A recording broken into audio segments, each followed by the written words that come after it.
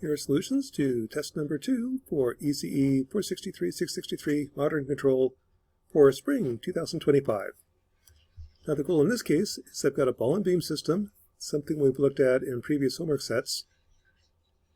I've got the linearized dynamics when r equals 1 meter. What I want to do is track a triangle wave. So here's r of t. Come up with a control law that does that when the mass is the nominal 2.2 kilograms and when the mass is 2.5 kilograms, and come up with a full order observer to track the plant using only position and angle measurements. So there's a couple steps. The first thing I want to do is come up with a feedback control law for the system. So one approach is to use full state feedback. So here's my dynamics, linearized at 1 meter.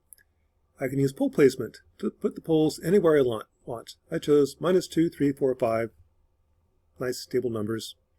Find the DC gain, pick KR to make the DC gain 1. At that point I should track a constant set point.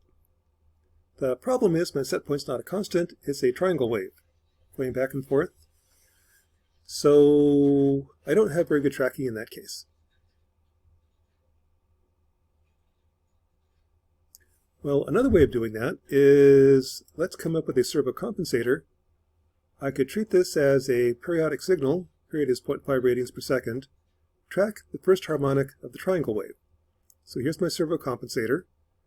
I will then find the feedback gains to place the poles of the plant in the servo compensator. Here put the poles at -0.5.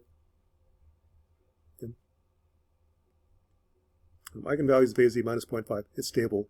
Find the feedback gains. First set of gains are Kx, second set of gains are Kz, kind of like what we did before. If I try that, I am now tracking the first harmonic of the set point. So this is tracking a whole lot better. It no longer has that delay, it's in phase, and once it starts tracking I can see it better.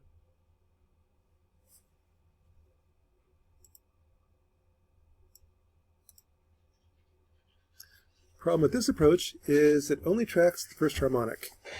If the input was a sine wave, the tracking would be perfect. It's not a sine wave, it's a triangle wave. So it sort of tracks, not quite. Third approach. Let's add a servo compensator with poles at ±j.5, 1.5, 2.5. Track the first 3 harmonics of the triangle wave. Pick a servo compensator that's controllable. So here's my B matrix. Any B matrix that's controllable works. Find the feedback gains to stabilize the plant. And here, pick any spot you want. That's where I picked the closed loop pole location to be.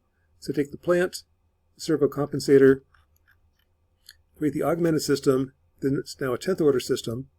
So here's your A matrix. Here's the servo compensator. Here's the zeros matrix. This is the B matrix for the servo compensator times my output matrix. Place the poles, I get my feedback gains, there's Kx and Kz. Checking, the closed loop system is stable, that's good. If I simulate the step response, here's what I get. There is the set point, that's R. Here's the response of the closed loop system to that set point. And we're using the step 3 command. That's a step response that we created in MATLAB for a general input. Here I specify the A, B, C, D matrix, time points, initial conditions, and the input. That's my triangle wave. And it's tracking pretty well. So let's try that on the nonlinear system.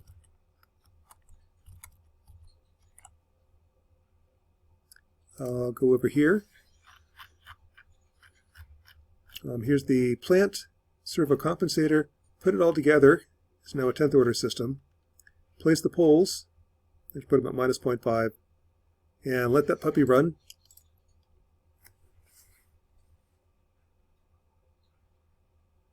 So it's got kind of a weird transient.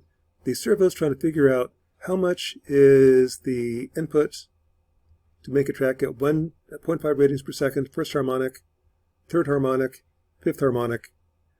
Once it figures it out, it tracks pretty well. Not perfect, because again, a triangle wave has an infinite number of harmonics. I'm only tracking the first 3. But that looks actually pretty reasonable. Just for fun, what happens if there's a disturbance? If instead of the mass being 2.2 kilograms, make the mass 2.5 kilograms, I now have a disturbance. I've got that extra mass is going to cause an extra torque. The torque is force times distance. So if the ball's moving back and forth as a triangle wave, the disturbance, the extra force, is increasing, decreasing as a triangle wave. What the servo compensator does is it'll track any set point composed of the first, third, and fifth harmonic. It will reject any disturbance composed of the first, third, and fifth harmonic. So it is tracking actually pretty darn well, in spite of the mass being wrong. Okay, there's my control law. First part, so good. The second part of the test is now design a full order observer for the plant. And there's a couple ways to do this. First, if I just start with a regular full order observer, have the observer match the plant dynamics, find the feedback gain H, it should work. If I try that, let's go back over here.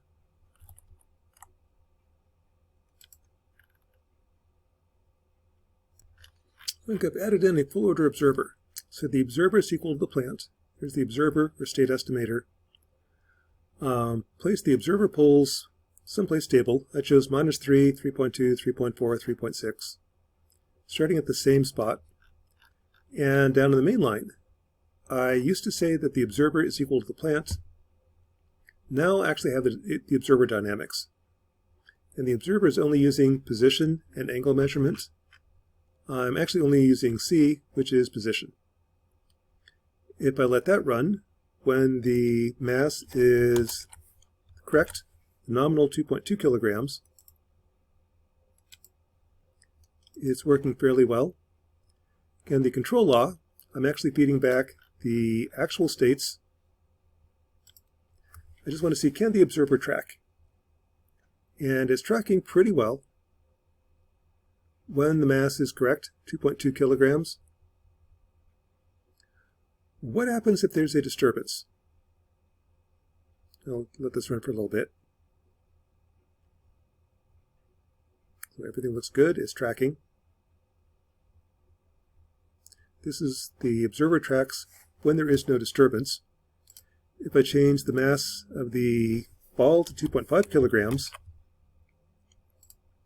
I now have a disturbance. Because the model is wrong. The disturbance is proportional to the ball position. It's force times distance. The distance is a triangle wave. The disturbance is a triangle wave. You can see the green line, that's the observer estimate, is wrong. And here's the plant where it's supposed to be. The pink is the observer. The observer's got the wrong spot. My disturbance is causing trouble. Well, to fix that, I need to come up with a servo or disturbance estimate, take the observer and add to it augmented states. So let's get rid of this. I've got my disturbance model. I'm going to just model the first and second harmonic of the triangle wave.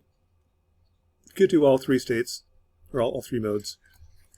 Create an augmented observer. Plant plus the augmented states, the disturbance. Find H to stabilize the net system. Now the observer is 8th order. 4 poles for the plant, 4 poles for the disturbance. And try to let that run.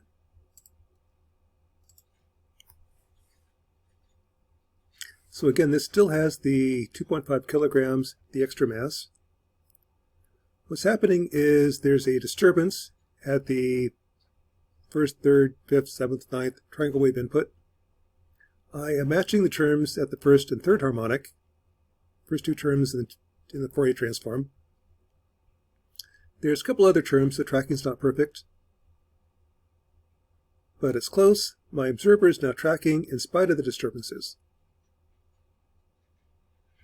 Now what you should be able to do, it doesn't actually work here, but I should be able to replace the actual states with the estimated states. That actually doesn't work in this case. The reason being,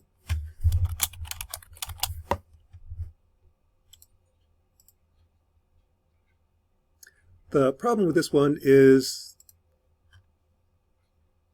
I'll show you back over here. This term right here is, well, the inertia is J plus mr squared. It goes from 0.2 when the mass is at the origin, all the way up to 26 when the ball is at 1 meter. That huge change in the inertia means my model is changing. It's too big of a change for a fixed control law to work. If I were to change the inertia to 7 instead of 0.7, redo the problem, it would work with the observer. We're not going to do that because that would be completely redesigned, and this test was long enough. But that is test number 2 for 663 modern control. Let's go back. X. I have a control law which is tracking a triangle wave input. I have an observer that can estimate the states in spite of the mass being off by 0.3 kilograms, giving you a disturbance. And if the system wasn't quite so nonlinear, if I had more inertia on the beam, I could then control the ball and beam system using only position measurement. And that is test number 2 for modern control.